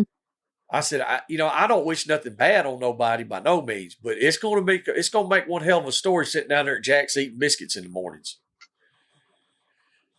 Oh yeah, no doubt. They gonna think they want all that shit, and when they get out there, what that old guy say on the Hayden podcast, out in the plowed dirt. Yeah. When they meet out in that plowed dirt, some shit's gonna be different. Yeah. That'd be good. That'd be a good conversation to have around the coffee shop in the morning. Yeah, and you know, there's got to be some mountain lions around. I know there is one here, without a doubt. There's been several over the years, but there's not enough for them to really be recognized. Nathan knows there's one here. Saw one. Yeah, it was not black. No, it wasn't a Black Panther. We was froggy. I wished I had $100 for every time I've heard a Black Panther. Oh my God! And did you try to tell people? They don't even come in that color. They don't even come in that color. Oh yeah, they do. I seen one. I said, oh my God. Mm-hmm. You seen a damn coyote running across the road outside the headlights. Shut up. You did not see a Black Panther. Ain't none of y'all some bitches out there. None of y'all listen. What color? Oh, you might have seen one, but he might have been in the zoo. Oh, in the zoo. I thought you said you seen one blue. I said, what color? Ah, damn, boy. I forgot you took the wrong bottle of medication. That's the wrong bottle. That's not your bottle. Give me that shit. And the bad part is like when somebody's telling that story, they're dead serious. Oh, hey, you will not convince them any otherwise. Oh no, they're all in. Scientific proof does not factor into that. No. We know they come in a tan and a buckskin color. We were frog gigging one night. I don't know, how old were you, Ricky? I don't know, probably about 8. I was out there in my John Wayne shorts. All I had was a frog gig. I kept seeing something coming around a bluff. I said, what the hell is that? I had the lot. Yeah, Nate kept shining up there, and you see an eye every now and then. I said, oh, it's an old fox or something trying to slip up behind us. I hit the tail first. I remember because I followed the tail, and the tail was like super long. Yeah. And then we just kind of stopped. It just had that big that swag to it. I said, "Oh shit!" Like when my light hit the cat, I just kind of froze. Nate said, "Daddy," I was like, I see it. I see it, Dad." And Luke was with us, and he was probably. I was a little older. I think I might have been 10. Yeah. And Luke was probably about 6 or 7. And Luke goes, "What is it? What is it? What is it?" It ain't nothing. It's nothing, Luke. He goes, "Tell me what it is." He's like, "I don't even want to look." He was scared to death. Because all we had I was too. I had a frog gig. Yeah, we had a frog gig, and I think we had a fish basket we was putting the frogs in. I don't think we found any frogs either. No, dirty bastards. So we see that. Well, it wasn't our property either. Shh. It was open to the public. It was on the side of the fucking road. Yeah. Got some native permission. Yeah. Well, they shouldn't have had all them pretty beaver ponds out there right on the side of the road. They had all them frogs and nobody to get them. Yep.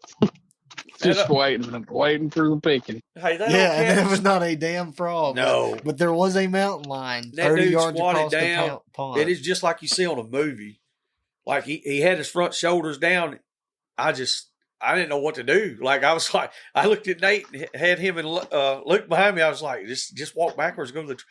And we're not talking like seeing it from 300 fucking yards. I mean, like 30 yards across the pond. Yeah, it was a small pond. And it was on like a steep rock face, like a bluff. He was like crouched up on it, and I was like, oh. And I give him that stank eye, and I says to him, I said, "Look here, Mr. Puss. If you want a piece of this big dog, you just jump your ass on down here and get you some of it." And he just went on and left. Better be glad he did. Hey, listen, this fat son of a bitch was backpedaling. I thought, hey, look, Luke is the smallest. We'll throw him to the cat first. I was contemplating. I was like, what the fuck? What am I going to do? All I got's a frog gig.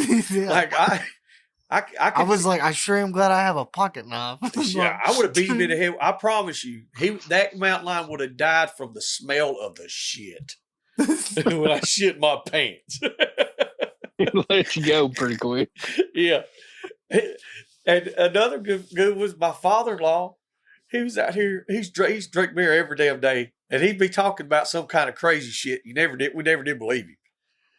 He said there, he was like, "What are y'all gonna do about them black bears?" I was like, "What black bears?" He said, "The ones around the house." I said, "I ain't got no damn black bears around the house." He said, "I just went up there on the power line looking at us."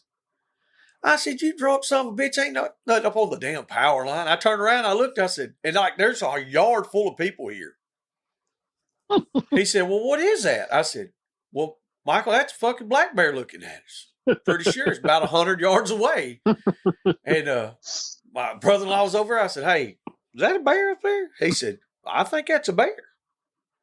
I said, "Well, shit, and I don't know what to do. Because like where I'm from, you just shoot stuff, and eat it." Well, old bear, he took off running. Now I don't know where the bear's at. So I start calling the neighbors, and all them son of bitches, they're like, "Are y'all drunk?" Well, a little bit. But, like, there's really a bear. Nobody believed it. Called a game warden. Them some bitches think I'm mentally insane. Well, about 6 months later, there's all kind of damn sirens, the game warden, the fire trucks, they all go up here to the top of the hill, and we have the fire station lookout, the fire tower. And black bear done crawled up in that fire tower. I get up there, and old game warden's over there. I said, "What's up there?" He said, "Well, it ain't no damn black bear because we don't have him here. He got his truck glitched left." I said, "Oh, shit." I looked at the volunteer fire department guys. I said, "Is that bear up there?" He said, "Yeah." He said, "But I don't know what the hell we're going to do." I was like, I thought the game warden handles that. He said, "Man said they ain't here." Because that's all they tell you. Like if you call and make I ain't gonna say a complaint, but I guess if you did make a complaint or if you called in a sighting, they're like, "Oh, right. We don't have those. They're not native to our area." You'd think, the bluff country y'all are in, that oh, them some bitches there are would here. be a lot. There'd be a lot of that stuff, There's a fucking kangaroo running loose in town a couple months ago, and they're not native to the area. Yeah. Nathan seen a guy whoop a wallaby on the side of the road in Mississippi. Wasn't that a wallaby or was that a kangaroo? I don't know what it was, but it damn sure wasn't a dog. I thought this guy... It could have been a mountain lion. What was even better is... So, I see this... This is the worst hog dog podcast we've ever fucking done. Yeah, this one's horrible. This one's horrible. So, see this damn guy pulled over on the side of the road and he's got his flashers on. He's got like this 12-foot dual axle trailer and he's in a Tahoe. All right. And he's walking and he's dragging something. He's got the trailer down. Like he's about to drag this thing up and he's got it by the tail. And I was like, man, that tail sure is big and thick. And I had just woke up like maybe a minute before. And so I was like, I was taking a nap. We were going to Sam's Club from Starkville to Tupelo. And, I'm like looking and I'm like, man, I guess its tails were longer. Is that its legs? And I see like 2 legs sticking out and it's got like shorter front arms. And I'm like, I looked at my wife. I said, I believe that man's got a kangaroo. And she said, excuse me? And I said, that fella was dragging a kangaroo. I watched him for about 20 seconds because like I saw him because I was like, was that guy dragging down the road? And I was like, oh, all right. What about when the kangaroo, it really did get loose up there in Carbon Hill. Yeah. And it was hilarious. It's about 20 minutes from where we live. Yeah. My mother-in-law, all Kelly's family lives up that way. This shit was on the news. And Kelly told me, she said, there's a kangaroo running around Carbon Hill. I said, listen, quit taking drugs. Y'all have got to calm down on this shit. Like, there's no kangaroos around. Well, that shit was all over the news. And it was talking about this kangaroo running around. Well, next thing I know, my glorious wife is in there talking to her sister who knows the mayor and all them up there. They said, we've got about 45 minutes before such and such can get there. if he can't get here in time, you think your husband can come catch him? And I knew right then there is a God, because now I have been called to catch a kangaroo. Yes, I will. Yes, I will. I promise you, we will catch that son of a bitch. I don't know how bad we're gonna get cut up, but I got staple guns and I run Southern Cross cut gear, and it's gonna happen. And I'll be damned if that other guy didn't show up. Case is the one who went and caught the son of a bitch, and it's actually my daughter. One of her friends, he's into the exotic animal deal, and he actually went up there and went and caught the damn thing. So we didn't get to go catch the fucking thing, which is a joke. Damn. It's a ripoff. Yeah. Have you ever got like anonymous text from people who says, "Hey, do y'all have exotic animal auctions out there?" Yeah. I think that was from you. Oh, was it? Yeah. You want to get right down to it. Yeah. Damn, you snitch on me. You gonna fold under questioning, son. Like, we can't go do no bad shit together. I was watching something about a fucking warthog the other day, and I was like, dude, I want one of them warthogs so bad. Hey, they actually got them. They actually got them in South Texas. Yeah, I seen that. Think we could catch one of them bad dudes? Oh yeah, I think they'd be easier to catch. What do you think? Unless they go on the ground. I don't know. Yeah. I mean, we can get it caught. I mean, yeah. What are we gonna do with it though? We can get it caught one way or another. That's kind of like that. That's kind of like that video. Somebody had like that 150-inch 8-point tied up. Yeah, we can catch something. Yeah. We can catch it.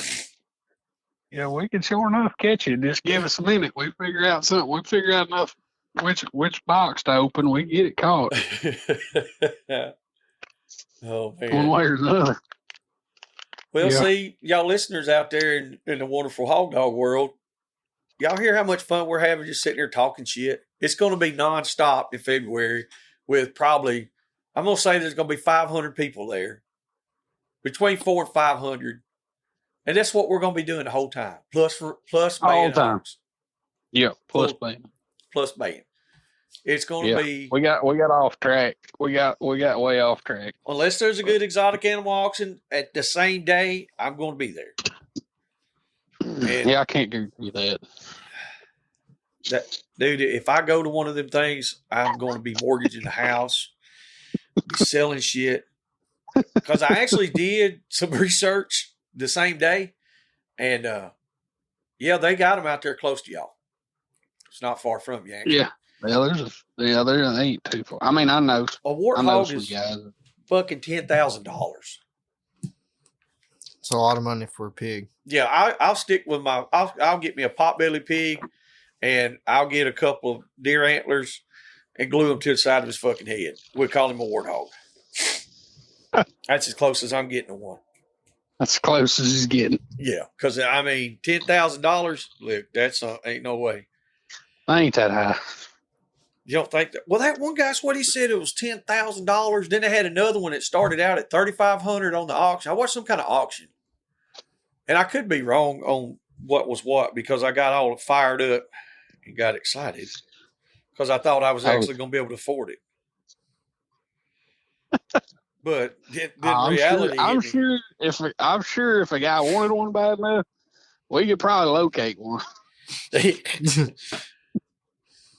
I bet you could. Yeah, I bet you could. Yeah, we could probably locate one somewhere. Yeah, there's a bunch of that starting. I mean, like, I guess they took a hold down in South Texas. Yeah, I was going to say, I seen it. It's been a couple of years now where they were talking about them starting to, reproduce in the wild a lot, start to become a problem, start to see them a lot. Mm-hmm. That's like those Neil guy. Those son of a bitches are huge.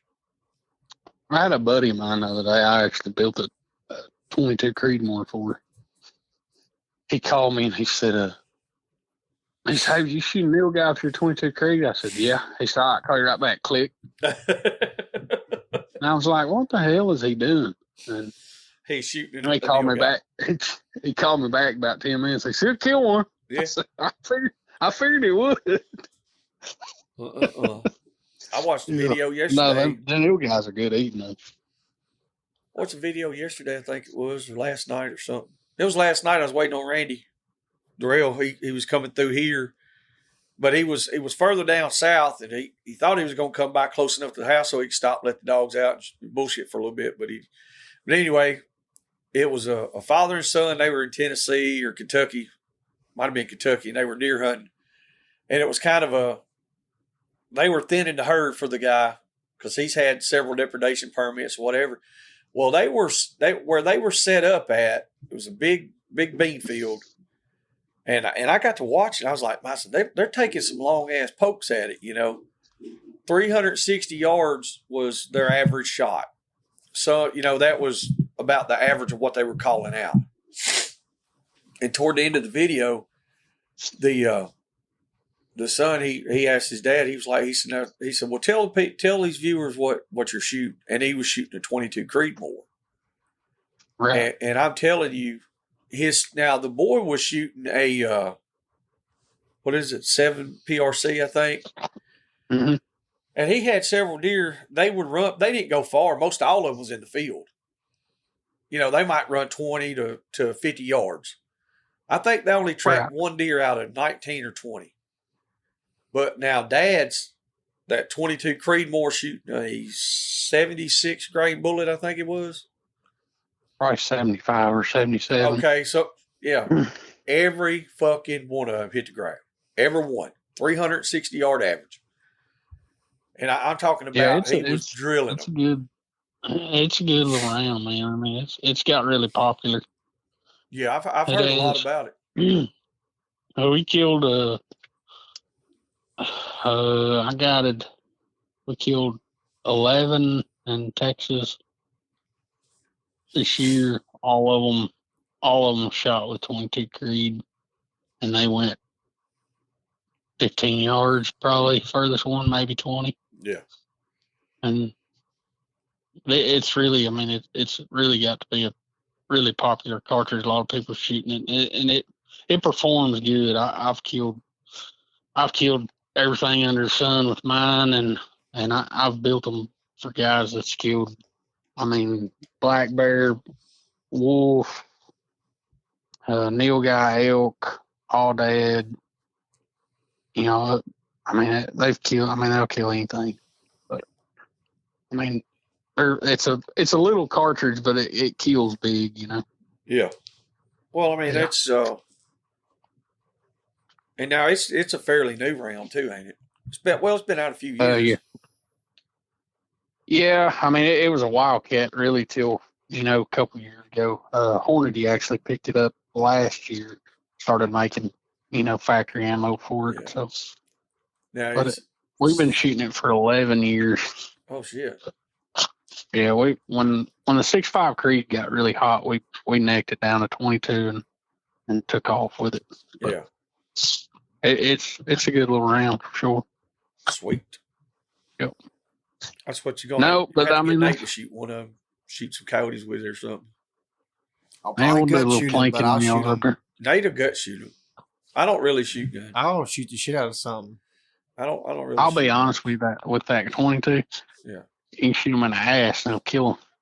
Well, Nate's like he was shooting with a 30-06 and it'll kill him too. Like his guts laying everywhere. I shot this window behind the shoulder, and the bullet traveled at like a hard 45 degree and like came out like behind the last rib. And I was like, well, I tried not to gut shoot it, and it still apparently gut shot itself. Like I don't know what happened. The bone the bullet just hit and just walked out. But every deer was dead. Yeah, they was all dead. Ooh. That's the main thing. I'm glad deer season winding down. We've been going at it hard this year. I'm ready to get on the hogs. I'm ready to get on the hogs and the coyotes. What's today? The 11th. So we've got 20, 51. We still got 61 fucking days of deer season. That's crazy. Or 60. Whatever it is. Does it go out the 1st or 10th? Or February? 10th, I believe. February 10th. That's how long we got. Yeah, that's a long season. That's why when we talk about shoot, like people talk about killing 4 or 5 deer a year, I'm like, dude, we could kill that many a week easy, and like every week. Oh yeah. And now, like I said, now that's also subsistence. That's not trophy hunting by no means. That's just shooting deer. And you, whether you bow hunt or you muzzleload or crossbow or whatever, there's not a shortage. There's public land guys here. Michael Perry, that dude kills some monsters, public land deer. He does it every year. It's ridiculous. And Alabama's getting to where there's a lot of big deer killed here too. But the season is so long. I'm like, Jesus Christ, you ought to be able to kill one. Fuck, you done had a whole year to kill him. Damn near run out of. He done dropped his horns by the time it's over. Mm-hmm. Well, they could breed a doe the first day of season, and you could kill the son of a bitch and fawn as a yearling at the end of season. I'm serious. It's ridiculous. Bow season comes in. October 1st is the earliest season, earliest place. In our zone, it comes in the 15th, and then gun season comes in November 23rd. Just when it came in this year, and then it won't go out to February 10th. Well, you got youth season, which is the weekend before. Yeah. Then we got muzzleloader for a week. Mm-hmm. And then after that, it's wide open. So technically, from the middle of November would be the first gun season for youth or muzzleloader. So how many? Yeah, here that's a lot.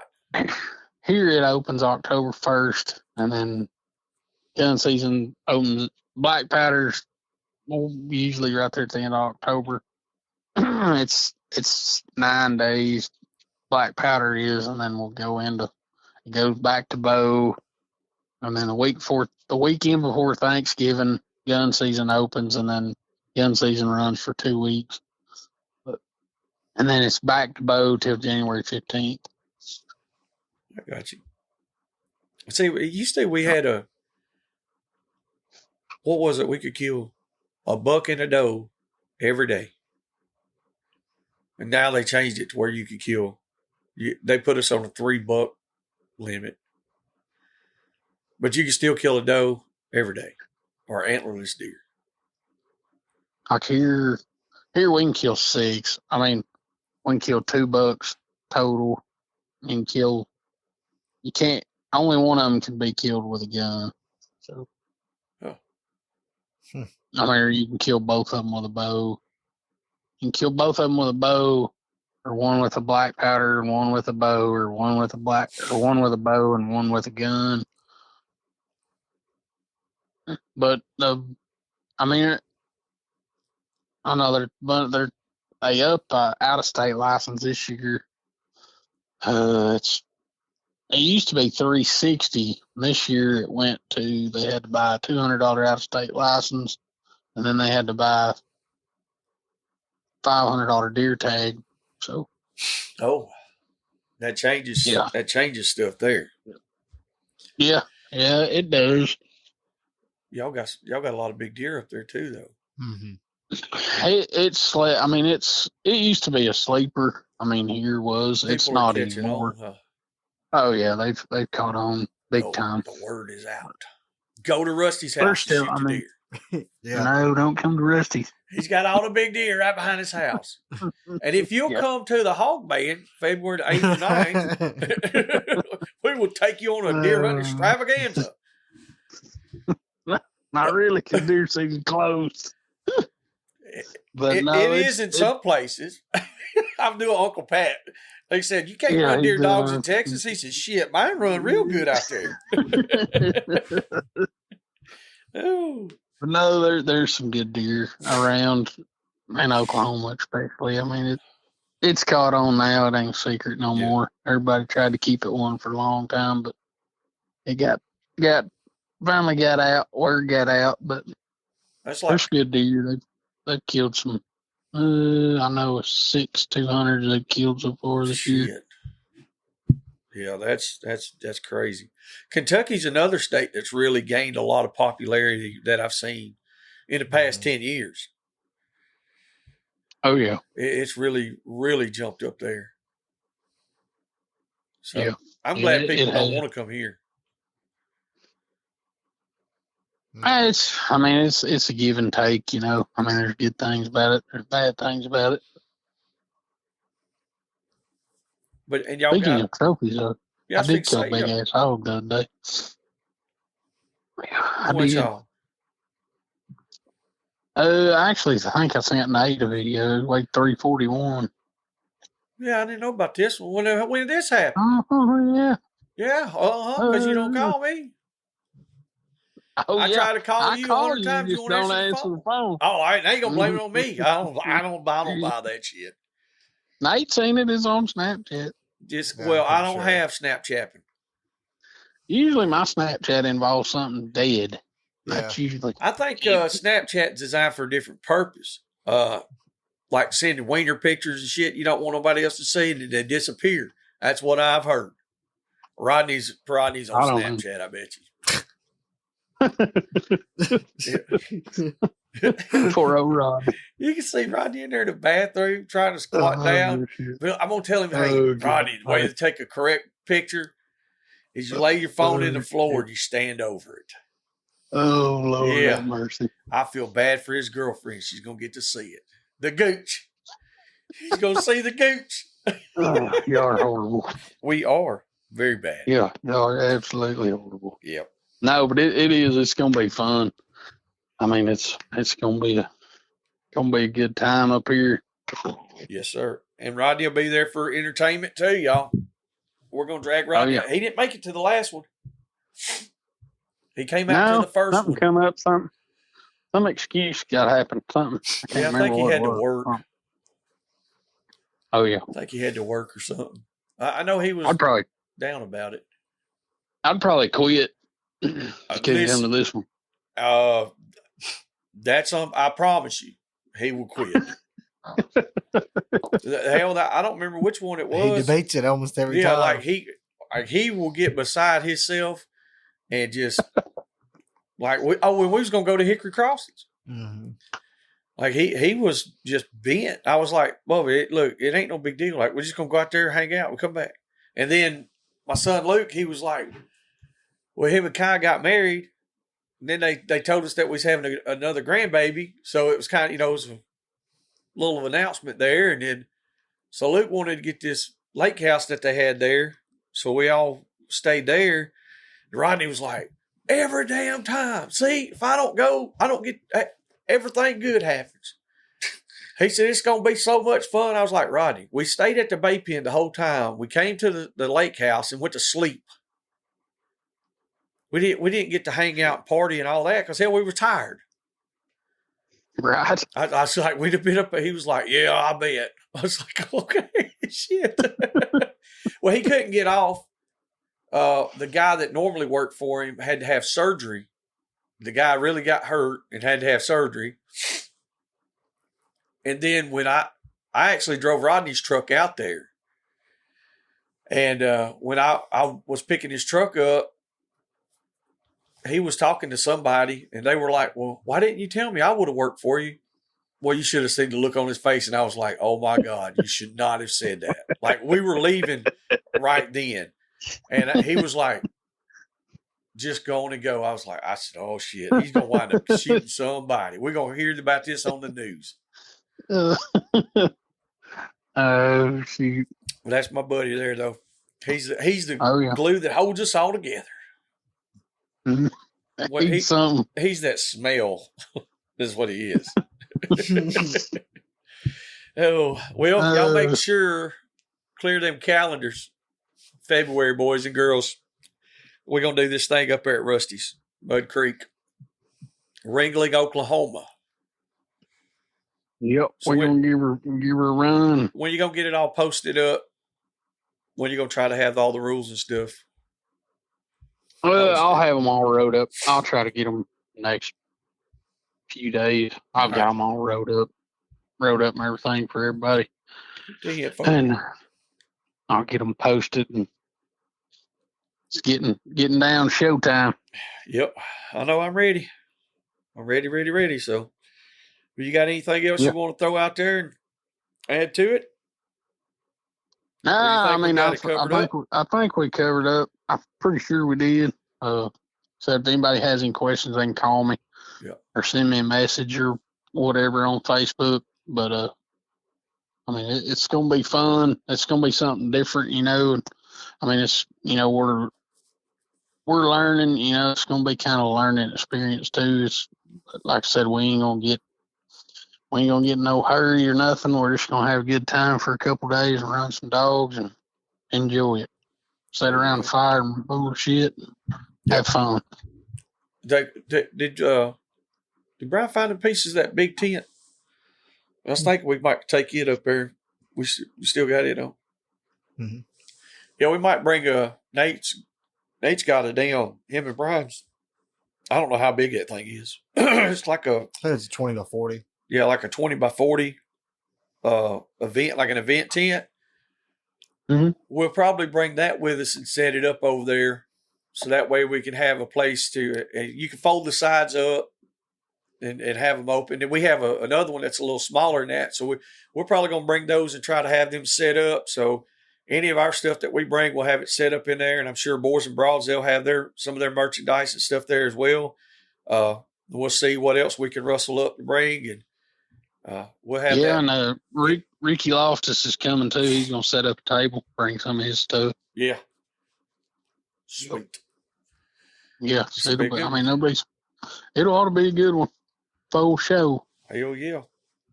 Well, all right, brother. Yep.